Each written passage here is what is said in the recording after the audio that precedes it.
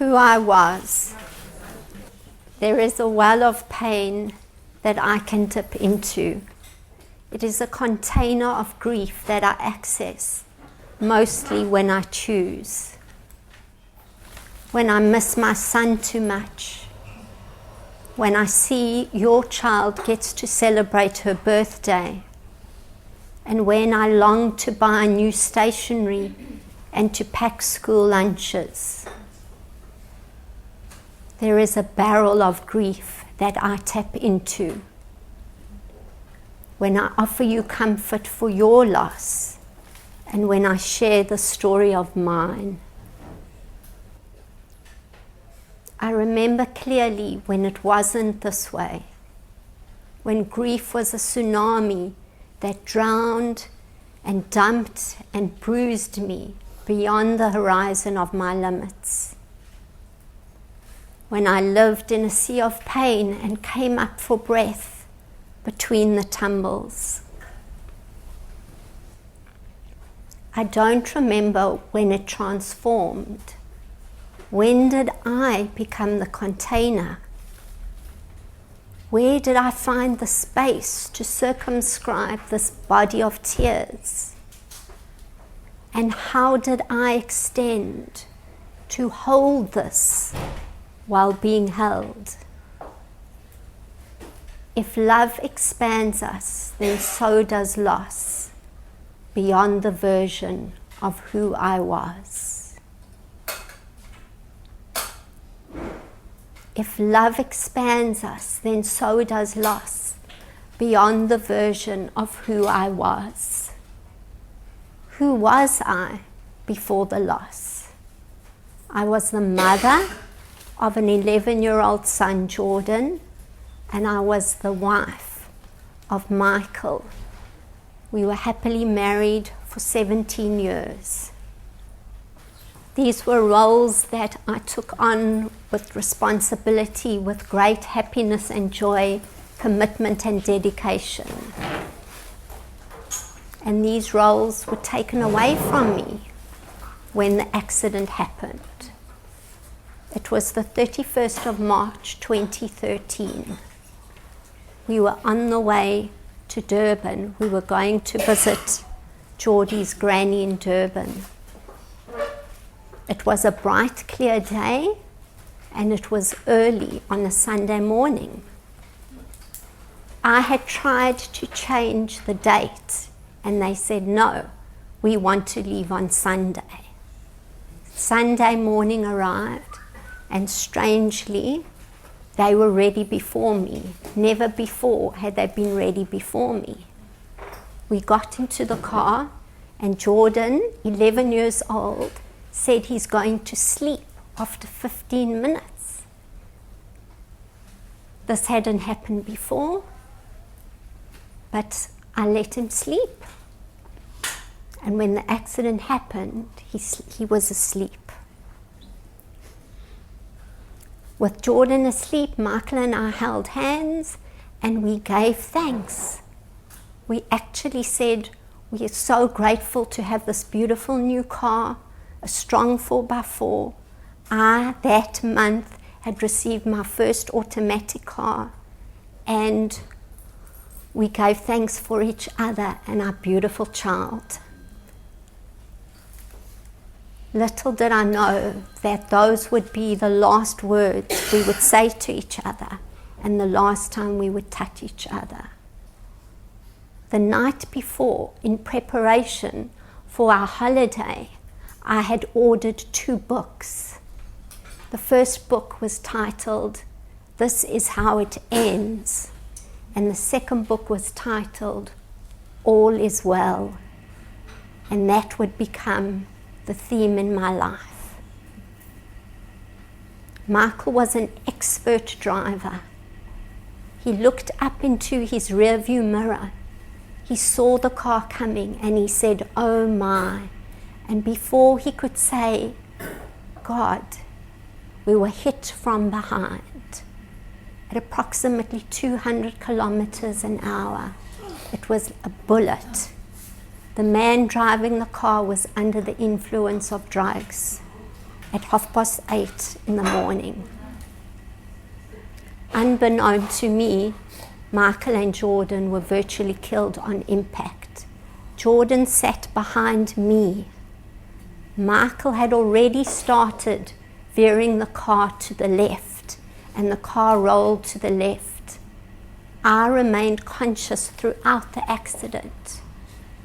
The car came to a standstill.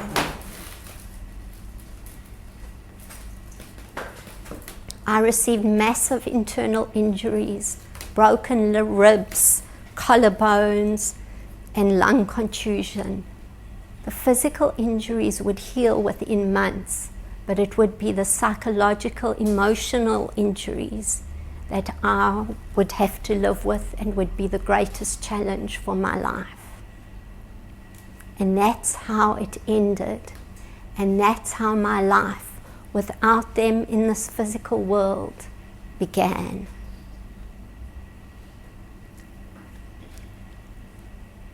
When we think of a journey, we often think of something that starts at point A and that ends at point B.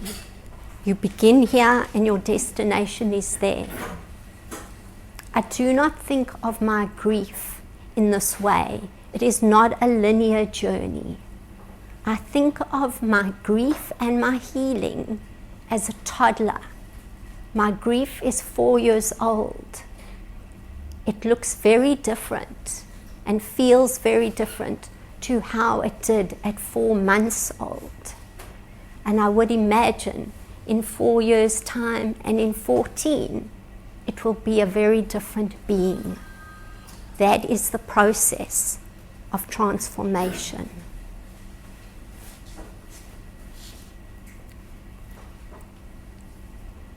Nine months after the accident, I was preparing for the unveiling.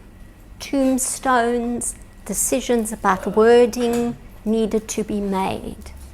And an image came to my mind of the plaited kitka bread that Geordie used to make at his school every Friday. And I thought, the strands entwined together are like Michael, Jordan, and I. And that we were separate beings, but we will always be plaited together. And the alchemy, the magical, mysterious process that holds us together, that baked us, is our love, the love that we share. And I chose to write on their tombstones, our souls are plaited by love across eternity. When preparing for this talk, the same image came to mind. I thought about my transformation from the person I was to the person I am now, about the journey of my loss, and the kitka, the 3 strands, came to mind again. And I realized there have been 3 strands that have plaited me into the transformed Lisa that I am now. And the one strand is about being open. The other strand is about trusting. And the 3rd strand is about exercising my ability to choose. And today I will share the journey of transformation in terms of these 3 strands. The first strand in this plait of transformation is being open.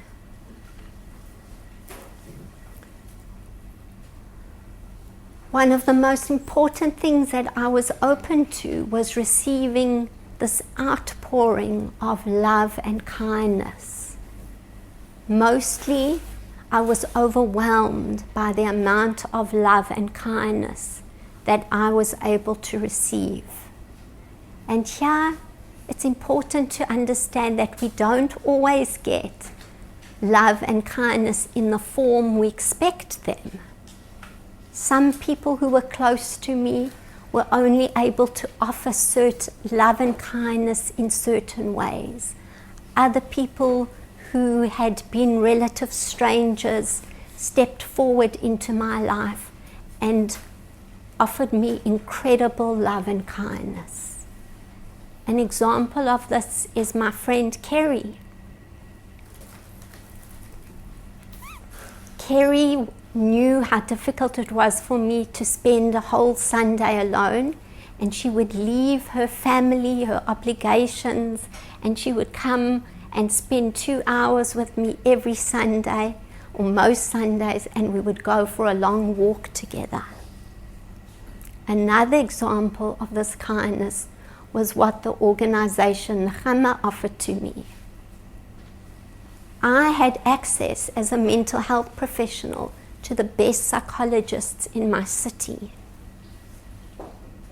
But I chose to receive a counselor from Nechama because of the kindness. There was a woman, her name is Dalia. Dalia worked as a social worker all day. She had children, small children, a husband, a home, and she would travel across Johannesburg traffic in the cold winter months to come and sit with me in the evenings and listen to my story. When something so terrible has happened to you, kindness is the balm and the antidote that soothes and makes it better. I was also open to love with an open heart. It's incredible how much we can receive and give. Craig, a friend of mine that I'd known for 20 years, we had traveled together when we were young, came back into my life. A few months after the accident, he said to me, would I come with him into Botswana? All I needed to do was to watch the sunrise and watch the sunset and watch the animals and have some peace and nature in my life. And I said yes. I trusted Craig, and I knew it would be a beautiful opportunity to be in nature and to be together. And from this has evolved a magnificent love story. And today Craig and I are life partners, and we share and create a beautiful love story. Being open to kindness and love has been an important strand in my transformation. Also, being open to the feelings. As a psychologist, I knew that a feeling can only exist for 90 seconds. From the moment we experience it to the end of its travel pathway in our brain, a feeling exists for a minute and a half. I knew when the pain came, all I had to do was stay with it for a minute and a half without getting my mind involved, without allowing thoughts to take over. The problem with feelings is that we tell ourselves stories about the feelings, how bad this is, how terrible this is, and that is what we get caught up in. Then it repeats itself. Instead, I allowed myself to experience the grief, not in my mind, but in my heart. I allowed the tears to flow, and I gave myself lots of quiet time. And that's what sadness calls us to do. I welcome sadness. I had 2 mottos. Instead of be calm and carry on, I used to think cry and carry on. And that's what I did. When sadness came, it was like darkness. Hello, sadness, my old friend. I allowed it to sit with me. And sadness keeps us still. And I needed to be still, and I needed to process, this terrible trauma that had happened to me. I didn't deny the pain. I let it flow. Being open to feelings was another important part of being able to heal. And so it continues as I continue on my journey with loss. I've also been open to change. I cannot deny how my life has changed. Every time I open my eyes with an empty bed in the morning, an empty home to come into in the evenings, there was no denying that Michael and Jordan were not there in the physical world. And I had to let go of my roles, my role as mother, my role as wife. I didn't have those roles anymore. But I did have a sense that there was goodness and there was love and there was kindness, and that there would be other ways in which I could continue. Instead of focusing on what was and what if and what could be, I sat with what is. And the is was the change. And slowly I've started to let go of the change. I've started to let go of my roles and accept the change. And acceptance of what is very important in terms of healing.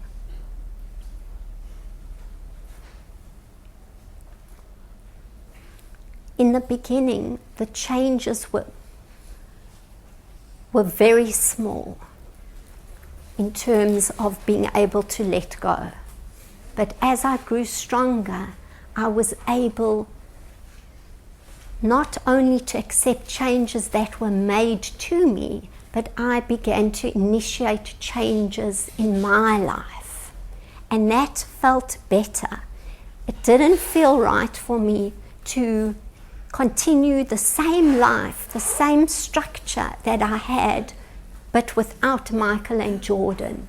So different. The change became better. And eventually, 4 years or 3 years later, I would change my city, and that is how I came to be here. I initiated a lot of changes which felt right in my healing process. That is the first strand of being open to feelings, to change, and to tremendous love and kindness that is there for us all. The second strand in my bread of transformation is about trust. I've always had an incredible sense of trust in a bigger picture, so that when the accident happened, I didn't say, why me? I understood that if I could see the bigger picture, I would know, I would understand that there is a benevolent force that takes care of us all. And this trust in the bigger picture has been very important to allow me to continue. Mark Nepo, one of my favorite poets, he says, to be broken is not to see the world as broken. And I understood that even though a terrible thing happened, it doesn't make the world terrible. Even though I was heartbroken, it doesn't make the world a broken place. I could see goodness, I could see love. There was meaning and beauty in the world, even though I was heartbroken and in terrible pain. There was still a sense of trust. Together with trust in a bigger picture, in God, I also had a sense of trust in myself. And this trust didn't just come from after the accident. I had built that trust across my lifetime. The story of giving birth to Jordan, being a mother, has been a process of trusting myself. I trusted my body to give birth and to sustain this child, and it did. Applying for masters and being selected eventually is part of a trust process, and I could trust myself to do what it takes to create what I wanted for me and for my life within the reality of what has happened. This relationship of trust has become sacred. I've realized that the relationship with ourself is the most enduring relationship of all. I know what it means to be completely alone, but I have never been lonely because I am with and trust myself. On the morning of the accident, I was told that Michael and Jordan were in another ambulance following me to the hospital. When I got to ICU, there was no Michael and Jordan. They rushed me through to have an MRI, and I just knew when they weren't there that they had passed away. And no one would tell me. People were afraid to tell me. They were waiting for my parents. No one would make eye contact with me, and they put me on a bed and they slid me into a machine. It was cold, it was dark, there was no human contact, and I realized that Michael and Jordan had passed away and I was completely alone. And the sense of calmness arose because I knew this is what happens. Now, even if we're surrounded in a room full of people, this is what happens at the end. We transition into the world alone, and we will leave alone. And I had myself, and I was calm. I could trust. I could trust in me, and I could trust in the relationship that I had with something bigger than me, with my Maker. And this has carried me, and this relationship has sustained me. And even though I don't have roles, or I've got other roles, the essence, the identification has become much more with who I am, the essence of myself, my soul. This has allowed me to heal and transform and to move forward beyond who I was.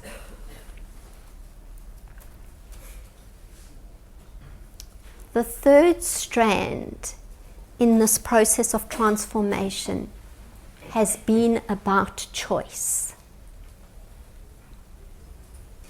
At every point, we are choosing how to create our stories, how to go forward in life. In the beginning, the choices were very small. Grief was a tsunami.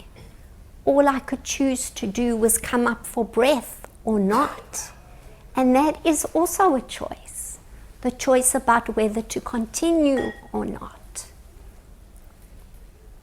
I realized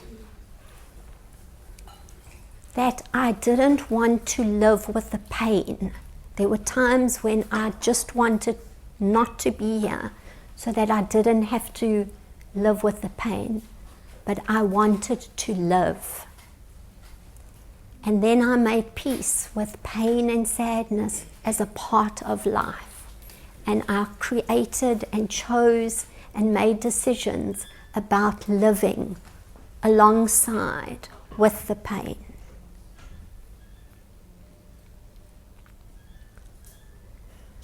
When we make decisions, we empower ourselves. We are always choosing, even if we think, even by not choosing, we are making that choice. Empowering ourselves. I chose to reframe, to look at things differently, because this allowed me to access my resilience.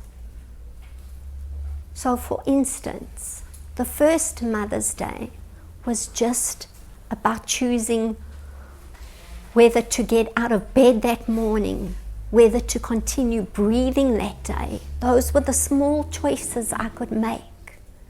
But a year later, I was able to choose to focus on the fact that I had a mother, and I could celebrate and I could make her feel special and acknowledged on this day.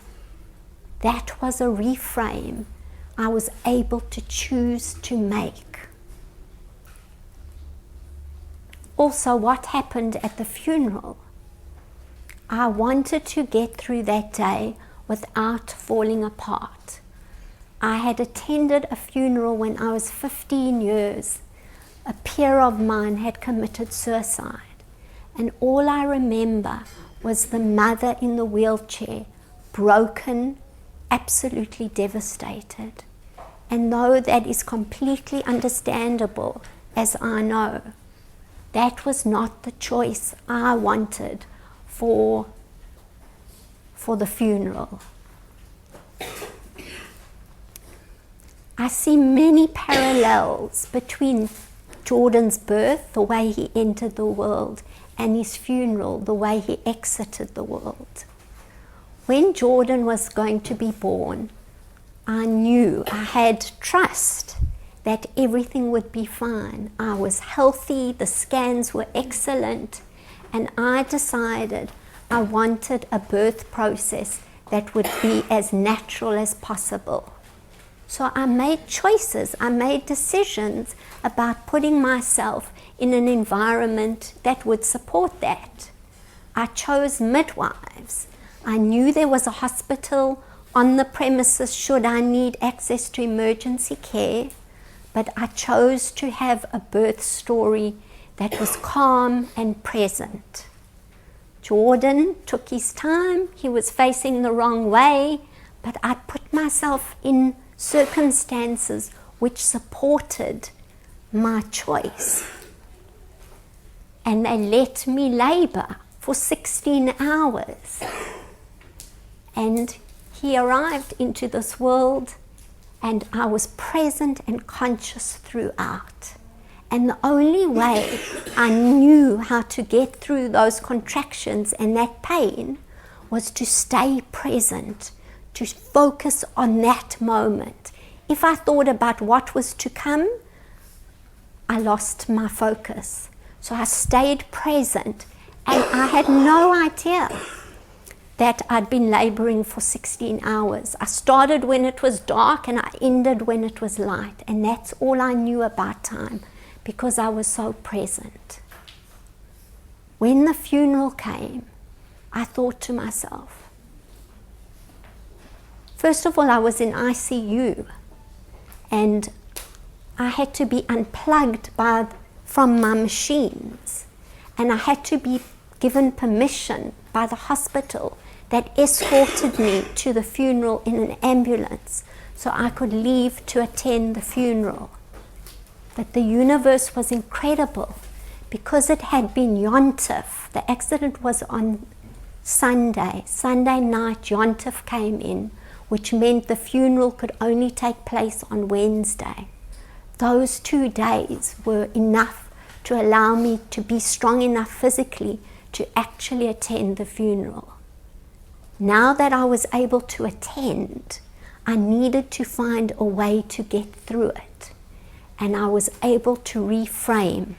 So I thought, if I focus on the love, not the loss, if I focus on the love moment by moment, then I can get through this. So even though they wheeled me, I stood up and I focused on the love. And people came into they literally had to stand in front of me, and then I could see them. Otherwise, I had no idea what was going on around me. I just focused on the love and the presence of Michael and Jordan that I was able to connect to in spirit. Through that reframe, I was able to say goodbye in the way I wanted to. Just like I'd said hello at Jordan's birth, conscious, present, and full of love and openness. And that is how I got through the funeral. And over, I make choices, I make reframes so that I can be transformed into an expanded version of myself. I do not think that my grief has shrunk. I think that I have expanded to contain it. So moment by moment, choice by choice, breath by breath, and reframe by reframe, I have transformed my grief, and my grief has transformed me.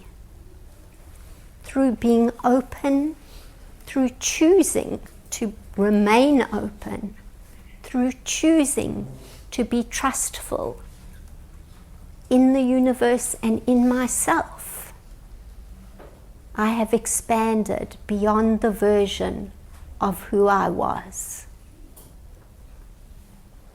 Thank you.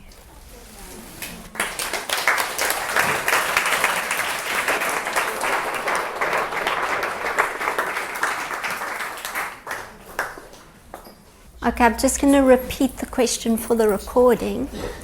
The man that drove into us and killed Michael and Jordan, what's gone on around there?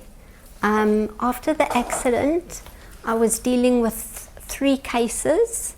There was the estate, there was the criminal case against this man, and then there was another case with the road accident fund. Yes, he survived. He had injuries, but he survived. It took, basically the state has to prosecute him. That was not something that I could drive, and actually I didn't have the energy to focus on that. I put my energy into just recovering. So I had what we call an observing brief, someone who I paid to observe and check up that the state was doing their case. It took 3 years. I went to court a few times. Kerry would drive us. And he never looked me in the eyes. He never said sorry. I don't feel angry towards him. I won't put my energy into that. But I wanted to see that justice would be done in this country.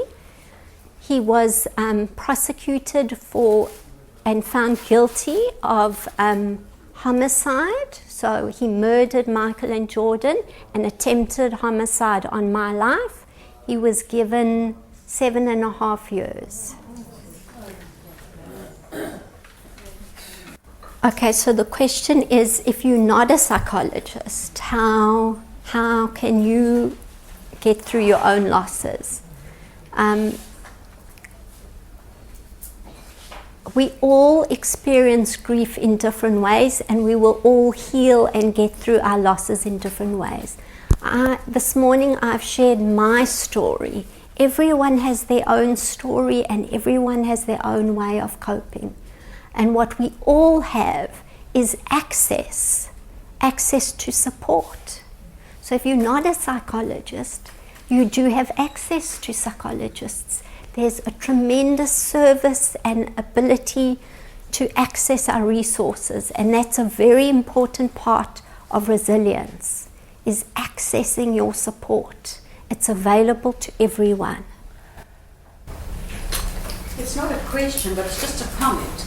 And I think it's something I'm going to take home, and I'm sure a lot of people will. The fact that you're saying your grief is an age, because it will never go away. And that's really come home to me. It's my grief is 10 months old, but it'll never ever, it'll become a year, it'll become 3 years. And that's important to realize it isn't ever going to go away, it just changes. Yes. And thank you for that. Pleasure.